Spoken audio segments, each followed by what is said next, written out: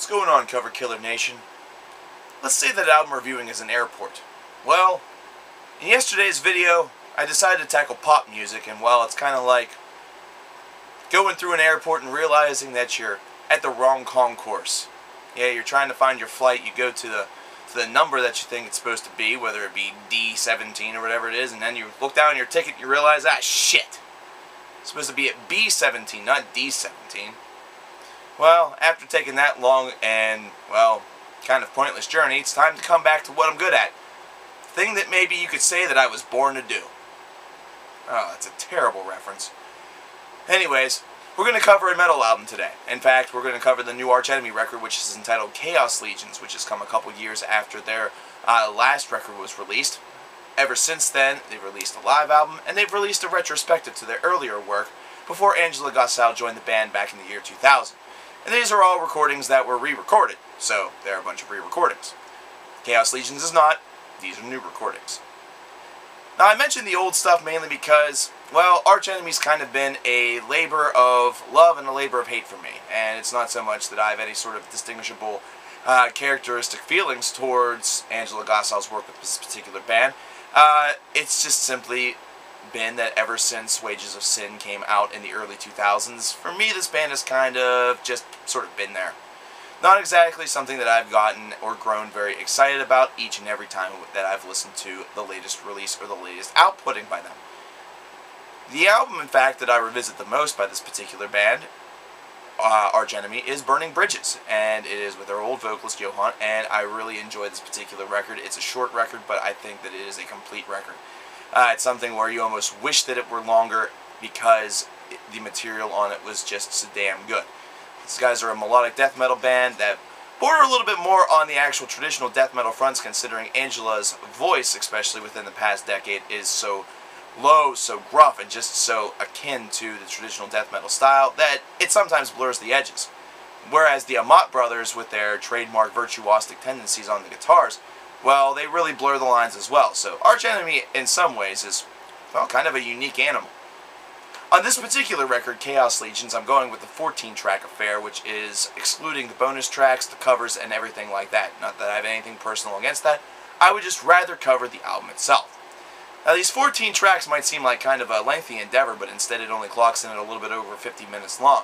And this is actually an album that I'm a little bit excited about after listening to it a couple of times, mainly because they're able to vary up the tempo on this particular record a good bit. There are some things that are a little bit slower, a little bit more melodic, a little bit more, you could almost say, ballady sounding in some of the guitar work. These are mainly restricted to instrumentals and to breaks within the songs. You're not actually going to see anything really slow down on this particular record whenever you have vocals and the full body of the band involved. However, it is present, and it's something that's somewhat of a nice touch. It's almost like giving you a little bit of a break, not to mention also letting the Amat brothers shine as they do so often on this particular record. Why do I say that? Because on the flip side, you also hear some of the most aggressive tendencies out of this band that you've heard perhaps in their career. There are some very quick tempo tracks, a lot of acceleration, a lot of aggressive riffing, just a lot of aggression, period, on some of these particular songs. Now, the Amat brothers have not necessarily, I guess, redefined themselves in this particular record. I guess for me, though, on this, whenever I listen to Khaos Legions, I hear a lot of Burning Bridges on it. And I hear a lot of the things that I enjoyed on Burning Bridges on it.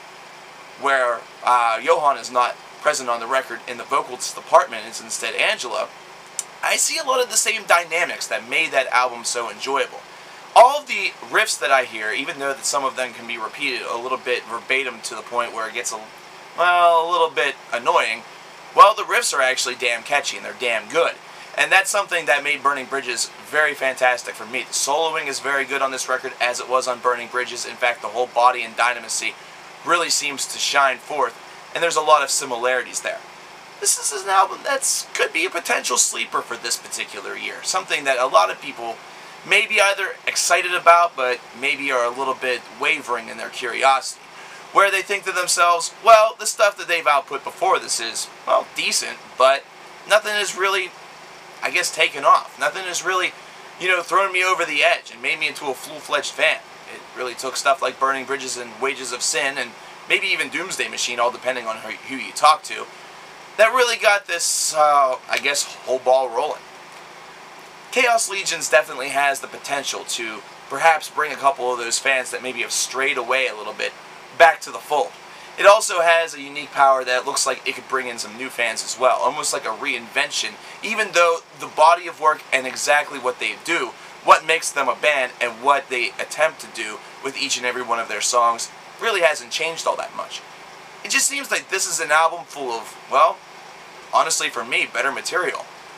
In a way, it's kind of a reinvention, almost as though after they released the collection of re-recorded old works, they kind of decided to try that old style with Angela. And well, worked pretty well. I gotta give this album a solid 8 out of 10, which is something that for a couple Arch Enemy albums preceding this, I probably wouldn't have done. However, this record warrants it, and this record deserves it. So, all I gotta say is good job to the guys in Arch Enemy, and, well, I wouldn't mind seeing them live this year. With both the Mott brothers, of course. Because the only time I did see them live, there was only one. I think it was Chris. I could be wrong, though. coverkillernation saying that, well, it's a new decade, and last decade, Arch Enemy was one of the top bands on my radar because of Wages of Sin. Maybe, for somebody else, somebody younger than me, 10 years younger than me perhaps, a 16, 17-year-old future reviewer out there may listen to Khaos Legions, and Arch Enemy might be put on their radar. Good stuff. Take care.